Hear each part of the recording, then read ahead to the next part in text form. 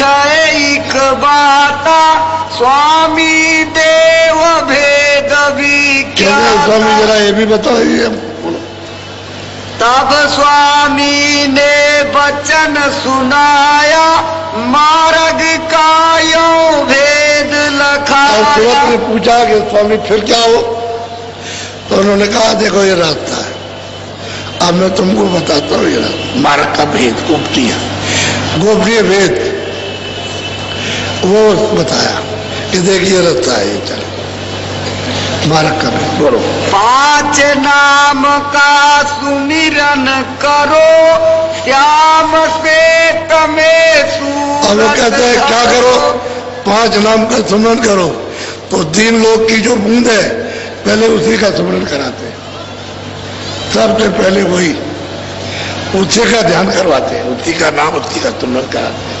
ये नाम लो, ये रूप को याद करो, और जब तुम्हारे अंदर आवाज वो नाम प्रकट हो जाए, सुनाई देने लगे, तो पकड़ो और उसके पास मोटो, तो उसका साक्षात्कार होगा। किसके बूंद का, जो 3 लोग की बूंद है, जो उसका पसारा है, उसका दर्शन होगा।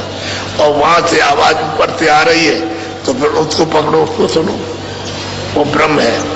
जब उस आवाज को पकड़ोगे, उसको पकड़ के चलोगे तो ऊपर चढ़ोगे, और जब उसके उस मुकाम पर, स्थान पर पहुंचोगे तो उसका दर्शन हो जाएगा। तो 5 नाम का अलग अलग स्मरण करो, ईश्वर का, ब्रह्म का, पारब्रह्म का, महापुरुष का और तत्पुरुष का, 5 का अलग अलग स्मरण करो और शब्द को पकड़ के चढ़ो।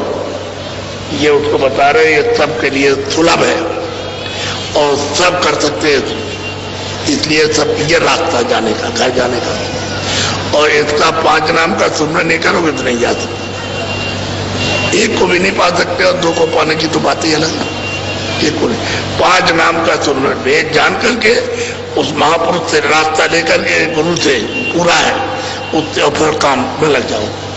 ये सुमरन करो, उसका नाम लो, रूप, फिर ध्यान करो, फिर भजन करो, तो आग भी तुम्हारी खुल जाएगी, कार भी खुले, रास्ता चल दो।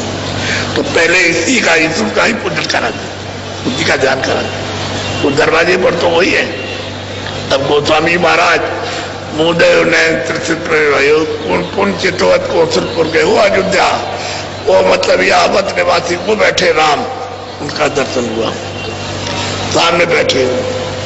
जब साक्षात्कार हुआ तो वो खुश हो गए, कहा कि तुम हमारी आवाज को पकड़ के हमारे पास आ जाओ।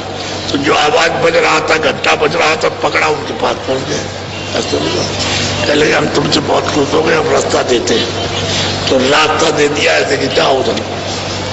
तो वो कहते हैं उधर माज, उधर यानी उस पार, यानी उधर जाकर के एक मैदान मध्य में खड़ा हो गया, जाकर वहां से उनकी जगह है, वहां से देख रहा हूँ, तब देखते।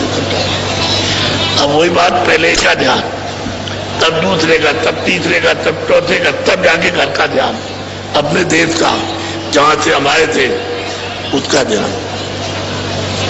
तो कहते हैं ये करो, इसमें कोई भी होगा तो निकल जाएगा, कोई किसी मत का भी हो, उससे कोई मतलब नहीं। कोई क्रिया करता हो क्योंकि इसको करे, ये भी तो क्रिया है, ये आत्म क्रिया है, सुरतों की है, ये सुरतों का कर्म है, और ये शारीरिक कर्म है। तो बुद्धि कर्म में तो फंसे रहते हो, और वो आत्म कर्म भी करते हो। सबके लिए कह रहे, इस तरह से छुटकारा हो जाएगा सबका, और तरह से छुटकारा, क्योंकि काल के देश में कर्म अच्छा बुरा वो तुमको पाना है, और वो छोड़ेगा नहीं बगैर इसके लिए, तो आपको फिर बंद करेगा कैद खाने में। अब यहाँ जाओ और अभी पकड़े जाओ तो मतलब चोरी में तो सजा हो जाती है, तो जेल में जाओ, जेल में पहुंचा जाओ, फिर वहां तुमसे काम लेके मारे कूटेंगे, बहुत मारते हैं। जब काम नहीं करोगे जेल में तो बड़ी पिटाई करते हो तुम्हारी, लेकिन तुम किसी से कुछ कह सकते हो, कुछ नहीं कह सकते, सजा होगा वो मार मार के। अब मत करना, इस बुरे काम को मत करना, तो वो सजा नहीं देगा, वो तब की सजा देगा। यहाँ तो सजा ये मिलती है, उधर में वो सजा देगा। तो क्यों करते हो आप ये काम? बोलो। प्रथम सुनो गगन में बाजा घंटा शंख छाछ। कहते हैं पहले प्रथम में गगन में बाजा सुनो, और उसी बाजे में ये घंटा और शंख बज रहा, बहुत बाजे, अनैध बाजों का मतलब तरह तरह के बाजी बज रहे हैं, उसी में इसको छांट लो क्योंकि इसलिए आपको बताया जाता है 1 घंटा संग उठ के मुख से बजना, इसको चाट लो चलो। अब उसको चाट करके तब चढ़ो, तभी चढ़ाई होगी। सुनते रहोगे ऐसे नहीं, कुछ में से छाटना होगा, तमाम गड़बड़ सड़बड़ गड़बड़ बात बन जाए। यानी कई एक बाजे उसमें तरह तरह के बजाओ तो छाटना पड़ेगा, क्यों कौन सा बाजा है, फिर उसको पकड़ो तो और बाजे बंद हो जाएंगे, बस वो बाजा आवाज सुनाई देने लगेगी, उसको पकड़ लो, चढ़ जाओ। जब चढ़ोगे तो जिसमें से आवाज बोल रही है उसी के पास पहुंच जाओ तो दीदार दर्शन हो जाएगा। कहते प्रथम यानी दरवाजे पर बैठो और ऊपर की तरफ में जरा कान लगा के सुनो तो प्रथम में अनायत बाजे, जब बजे और सुनते सुनते बजने दो, सुनते रहो बजने दो, जब सब बजने लगे तब उसमें छाटना, तो घंटा संग छाटना। बोलो।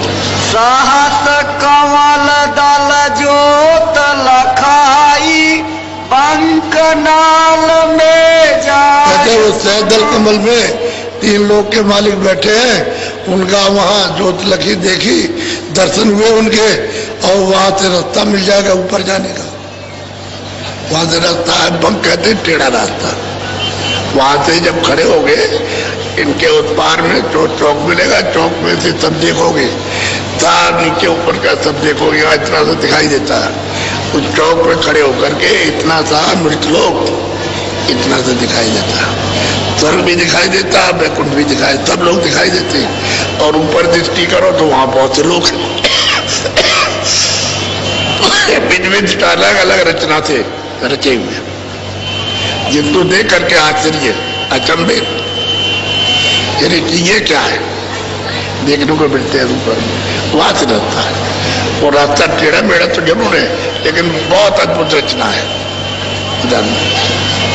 बोलो। बंक पार त्रिकुटी में गई ओंकार और धुन भाई वहां ऊपर गई तो त्रिकुटी मुकाम पर ब्रह्म विराजमान है, वहां उनके दर्शन हुए और वहां से ऊपर की खबर आ रही है, आवाज आ रही, वहां सुनाई देती है।